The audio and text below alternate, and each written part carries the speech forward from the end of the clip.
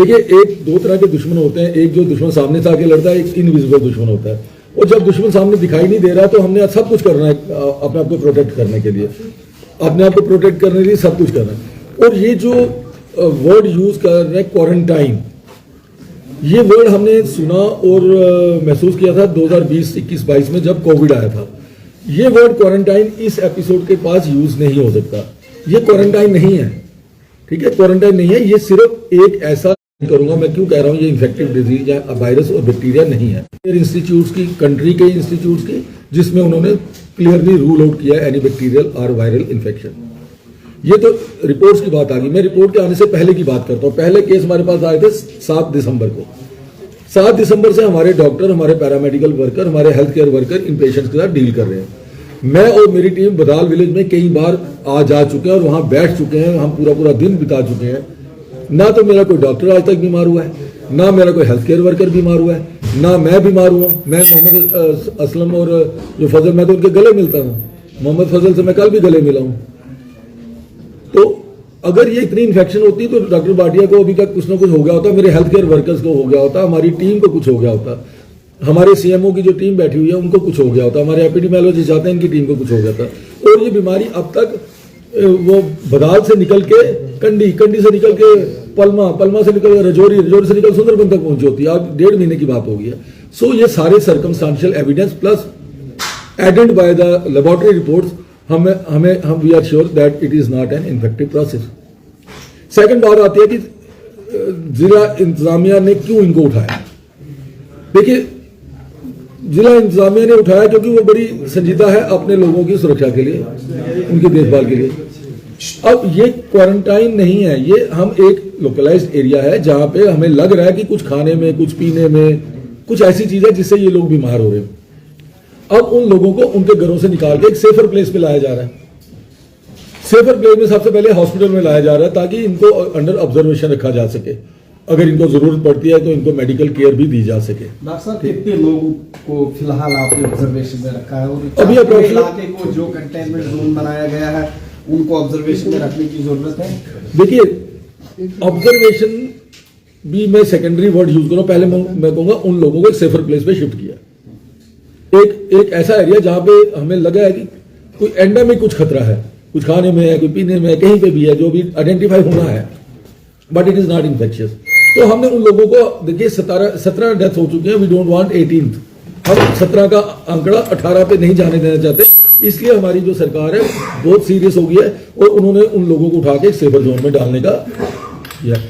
इस ऑर्डर के साथ जो जिला इंतजामिया निकाला, डरने की कोई बात नहीं है। कितने लोगों को सेफर जोन में लाया गया है? अभी तक हमारे पास 20 लोग आए हैं। जितने भी आएंगे पूरी डिस्ट्रिक्ट एडमिनिस्ट्रेशन उनका वेलफेयर देखने के लिए, उनका सेफ्टी देखने के लिए तैयार है। डॉक्टर साहब, जो रात को आपके पास एजाज अहमद जो लाए गए थे, जिनको बाद में आपने रेफर कर दिया, उनकी कंडीशन कैसी है? दूसरा, ये जो लोग आपके पास लाए गए, इनमें से कोई सिम्टम इस तरह के इन लोगों में से किसी में पाए गए? जो कल हमें कंडी से एक पेशेंट शिफ्ट हुआ था, एजाज अहमद नाम का 22-25 साल का लड़का था, यंग बॉय था। मैं उसे भी परसों बदाल में था, मेरे पास उसने आगे हाथ भी मिलाया, मेरे से मिला बदाल में। वो सीएम साहब के विजिट के दौरान भी मुझे मिला वहां पे। तो कल शाम को हमारे पास रेफर होता है कि उसका यूरिनरी रिटेंशन, पेशाब का रुक जाना, उसके, और जब हमारे पास आ गया तो उसके तो वही सिम्टम आए थे जो पहले फजल की फैमिली में थे, वही फैमिली जो जटी में हुए और वही जो अपने मोहम्मद असलम की फैमिली में हुए थे। तो सेम सिम्टम जो मोहम्मद एजाज की आए। हमारे डॉक्टर्स की टीम वहां मौजूद थी, सारे सीनियर डॉक्टर थे, एचओडी थे। उन्होंने इमीडिएटली उसको मॉनिटर किया, सीटी स्कैन किया। तो सिटी स्कैन नॉर्मल था, लेकिन with in half an hour उसका जो कॉन्शियसनेस का लेवल गिर गया, जिसको हम जीसीएस स्कोर बोलते हैं, वो 7 पे चला गया। तो वो 7 से नीचे 5-6 चला जाए तो डेथ होती है। तो इमीडिएटली हमारे एनेस्थेटिस्ट एचओडी वहां थे, उन्होंने उसको इंट्यूबेट किया। और डिस्ट्रिक्ट एडमिनिस्ट्रेशन और हमारे जो लोकल एमएलए जावेद चौधरी साहब हैं, इन्होंने पूरे एफर्ट्स लगाए। हमारे डिपकाम ऑफिस ने एफर्ट्स लगाए, हमारे हेल्थ मंत्री साहब ने लगाया कि क्योंकि लोगों की डिमांड थी कि इनको पीजीआई चंडीगढ़ रेफर किया जाए। हमारे एमएलए साहब की डिमांड थी कि इनको पीजीआई चंडीगढ़ रेफर किया जाए। तो उनका, लोगों का वो डिमांड भी सरकार ने पूरी की। और रात को एक हेलीकॉप्टर से रात को 1 बजे यहाँ से हमने जम्मू में सतवारी भेजा आर्मी के स्टेशन पे, वहां से रात को 1:15-1:30 बजे ये एयरलिफ्ट हुआ पीजीआई चंडीगढ़ में एयर एम्बुलेंस में। और अभी मेरी वहाँ से डॉक्टरों से लगातार बात हो रही है। वहाँ पे डीन मेडिसिन है, मैं उनसे लगातार तामुन में हूँ। वहाँ पे इमरजेंसी के SMO है, डॉक्टर रेड्डी है, doctor Sanjay Jain is a dean and very senior physician of PGI Chandigarh. मैं अभी मेरी आधा घंटा पहले बात हुई है, तो मोहम्मद एजाज इज स्टेबल, उसके पैरामीटर स्टेबल है। पानी या खाने की हम बात करेंगे, जिस तरह से इंतजामिया ने कहा कि जो वहाँ लोकल चश्मा है उसमें पेस्टिसाइड्स की हम बात करेंगे, वहाँ पे उस पे मिले हैं या इंसेक्टिसाइड्स, क्या हकीकत क्या है? देखिए, मैंने आपको बताया ना, जब हम दुश्मन की खोज कर रहे हैं तो हम हर तरह की कोशिश करते हैं कि हमारे लोगों को कोई नुकसान ना हो, तो उसमें प्रिकॉशन लेते हुए उन्होंने उसको बंद किया है और उसको PHE का पानी दिया जा रहा है, जिसमें वो कोई कंटेनमेंट जोन बनाने की क्यों जरूरत पड़ी? क्या इस तरह? मैंने आपको बार बार बोल रहा हूँ, containment zone word technically user है, क्वारंटाइन नहीं है, कुछ नहीं है, लोगों को सिर्फ सेफर प्लेस पे शिफ्ट किया जाए। बड़े सर, कोटरंका के लोग पैनिक हैं इस वक्त, क्या कहेंगे उनको? डॉक्टर भाटिया की अगर आप पिछले 15 दिनों को मूवमेंट देखें तो डॉक्टर भाटिया उस इलाके में घूम रहा है। डॉक्टर भाटिया ने ग्लव्स नहीं पहने, डॉक्टर भाटिया ने मास्क नहीं पहने। अगर इतना सीनियर डॉक्टर आपके लोगों से मिल रहा है, गले मिल रहा है, हाथ मिला रहा है, तो डॉक्टर भाटिया तो श्योर है ना कि ये इन्फेक्शन डिजीज नहीं है। तो डरने वाली कोई बात होनी नहीं चाहिए। प्रिकॉशन जरूर लें, जो बेसिक प्रिकॉशन है, हाथ धोना, खाना अच्छा खाना, इम्यूनिटी स्ट्रांग करना, भीड़ भाड़ में नहीं जाना। कोटरंका के जितने भी चश्मे हैं क्या उनको सीज किया गया है? जी नहीं, ये मेरी बेसिकली जब से ये इंसिडेंट स्टार्ट हुए, I am doctor Shuja Qadri, head of the department of community medicine and epidemiologist.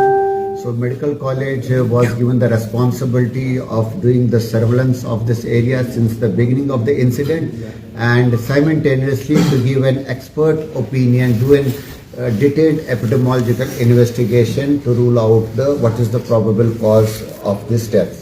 So once we started our investigations under our worthy principal, Professor Dr. A.S. Bhatia sir, we made a team of healthcare people where I was heading the team, and we went to the area. So जो हमारा जो epidemiological investigation होता है, there are different steps involved in the epidemiological investigation.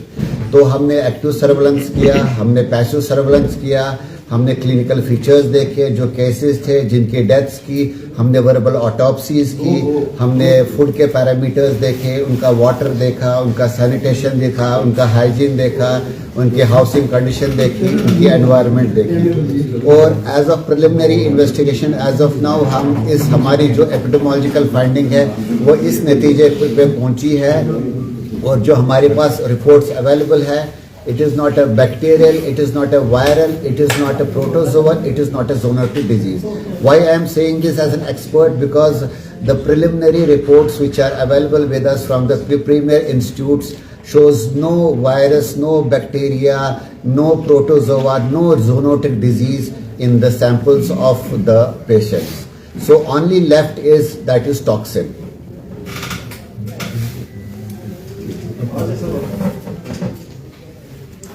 Sir sir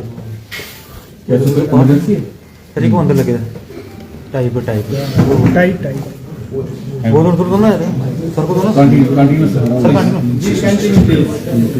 So only one thing which is left after ruling out bacteria, viral, protozoa, zoonotic disease, जो epidemiologist का focus जाता है वो टॉक्सिन पे जाता है। तो जब हमने टॉक्सिन को हमने शॉर्ट लिस्ट किया, फिर हमने एज एपिडेमियोलॉजी हमने पेशेंट्स के साइंस एंड सिम्टम्स को देखा, और फिर हमने देखा प्रोबेबल टॉक्सिन क्या हो सकता है।